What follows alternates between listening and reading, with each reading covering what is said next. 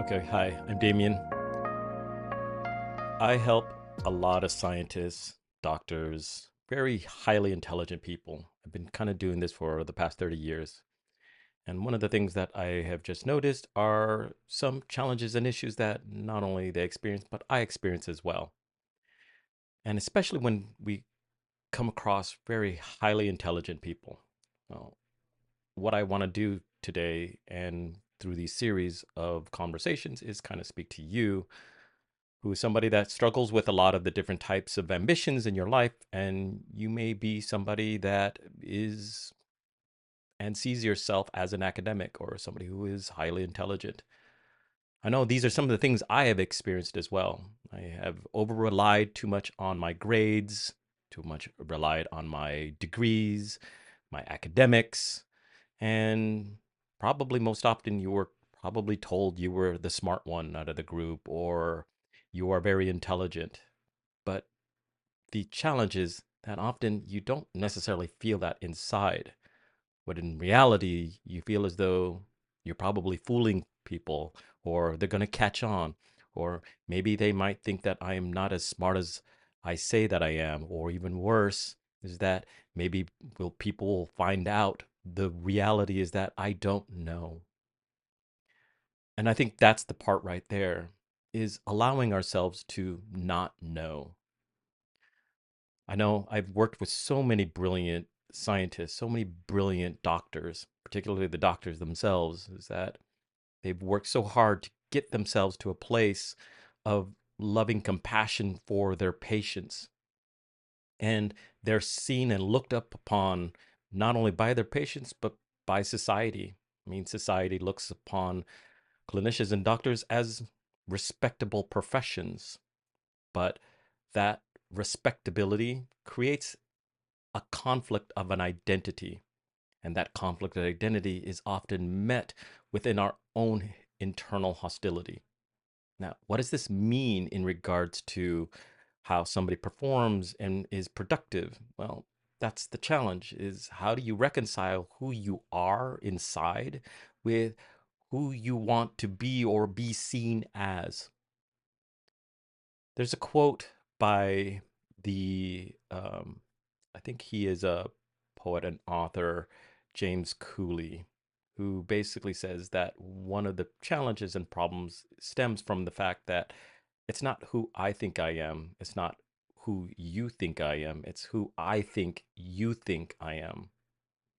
You see, we create a lot of narratives and stories within our heads and our minds, and makes us feel as though that we are supposed to live up to these expectations that is placed upon us.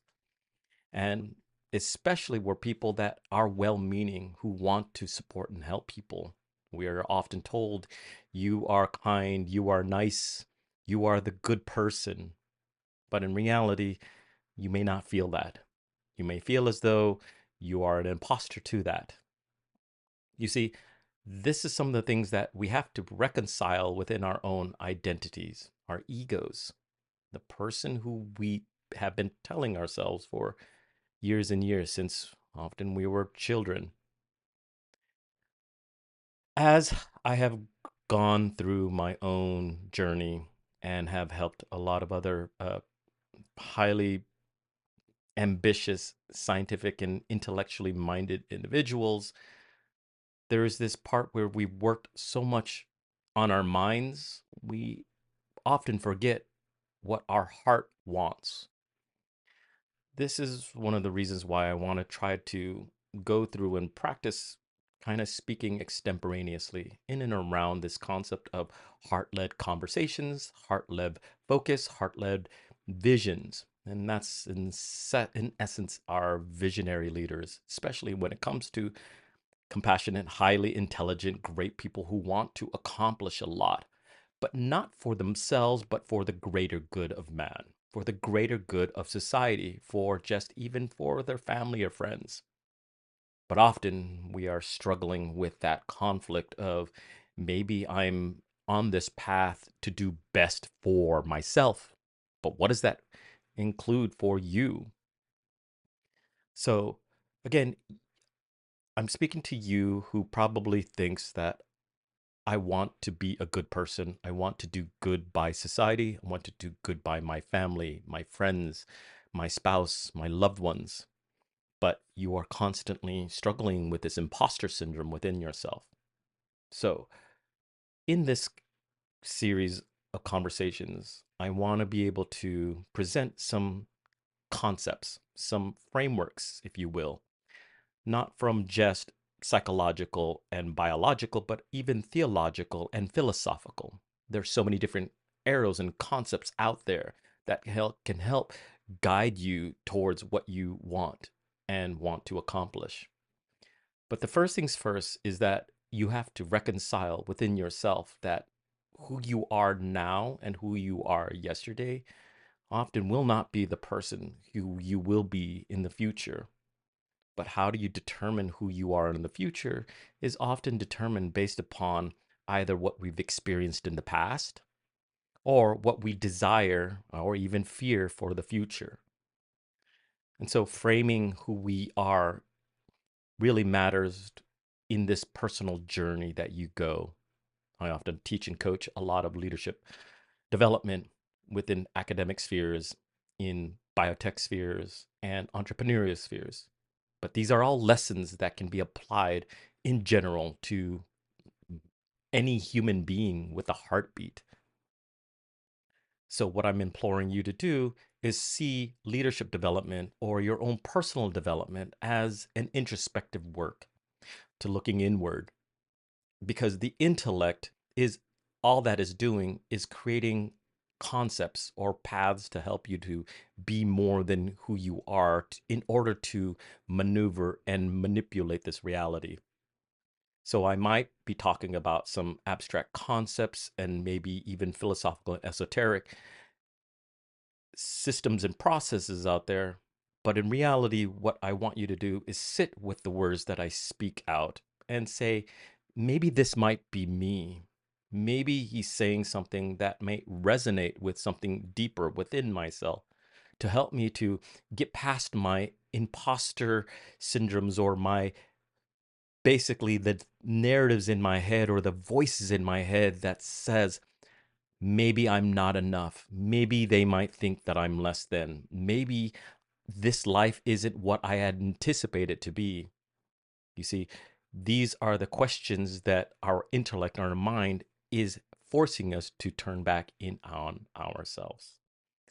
So the one framework that I try as much as possible to help people to understand is that we start with this vision alignment strategy. Often we try to think about strategy as being able to execute on certain tasks, from task lists to maps to even money and time. But that's not the place where I advocate people to start. What I advocate is to develop a vision for what you want in the future. This is even before a goal or even before a milestone. A vision often relies on a sense of inspired desire for you to experience something into the future. That experience incites some emotional resonance within yourself. And that emotional resonance actually allows you to anchor on to something. Let's break this down a little bit simpler. Let's just say you crave a cake. Makes you think about what cake that I had in the past. Mmm, there was this delicious chocolate cake that I had when I was a kid. Made me feel amazing. It was given to me by my mother.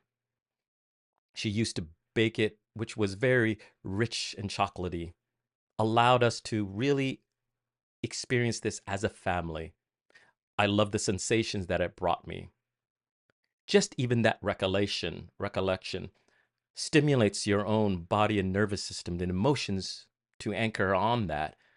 And that becomes the fuel to foster the path towards moving you towards that. And so you're inspired to take action. And so you go around to look for kicks that might model that kind of experience because that's what you're craving. Now, when it comes to our life and our future for what we want to experience in our lives holistically, it can become a little bit overwhelming. But your heart is always moving away from it or towards it. If we don't anchor on a vision for the future, we end up de-evolving towards things that we're trying to avoid. This is one of the reasons why a vision helps us to give us a sense of direction, not just intellectually, but emotionally. So, vision is the first key component of vision alignment strategy. The alignment part is to assess your available resources, not just only finance and time, money and time, but also the people that can help you towards that vision future, or even the places. Our resources come in so many different ways to help us to shape our reality. Once we have this ability to focus on this ability helps us to execute on it. And at that point is our strategic approach. Maybe I should go this way. Maybe I should be putting some time here. Maybe I should spending my money this way. If you focus on the vision for that future, it allows us to anchor on the steps towards it, the steps that actually can move us closer to it. It helps us to anchor past any other challenges or distractions that might come about. But it requires a specific key skill and talent. That skill and talent relies on another aspect of our intellect or our quotient, not just intellectually, but emotionally. This is where we introduce the concept of emotional intelligence. All emotional intelligence says is the ability to understand your emotions and senses and be able to articulate and describe it in such a way that can help not only yourself, but help others to understand what you're experiencing. And not only for yourself, but for others to sympathize and empathize what they are feeling and how they are expressing it in a way that also resonates within you. This practice or conceptual framework to understanding your reality in and around emotional intelligence is one of the key components that help very highly intelligent people to understand that an over reliance of the mind and the words that come about our thoughts and ideas can often backfire and prevent us from what we truly want and desire at the core root of who we are. This, in essence, is the reason why personal development is so imperatively important to accomplishing the goals and dreams that you truly want, the things that you truly want and desire and are inspired by. So, just to summarize, personal development and leadership development is just an introspective work. I'm hoping to help you to come up with new key ideas and concepts that will help you to develop that. And for the conceptual framework that I speak in and around, I call it the vision, alignment, and strategy, or the VAS system. And it is based upon a lot of different types of concepts that have been reiterated over the years, from psychology and philosophy to theology and esoteric concepts. But in reality, it is concepts or frameworks that your mind allows you to understand what you're feeling and experiencing. So hopefully you can come on to this journey with me as I try to talk about a lot of the different ideas and concepts that have helped not only myself, but the people that I have worked with. And I have worked with some very ambitious, heart-centered, driven, brilliant people. And there are some key drivers in and around these people that have allowed them to accomplish great feats and goals. And so hopefully you can join me on this journey. Hopefully that I'll be able to experiment with this platform to be able to express it and articulate it the best I can and in a way that hopefully resonates alongside with you. So thank you so very much for joining, and I'm Damien again.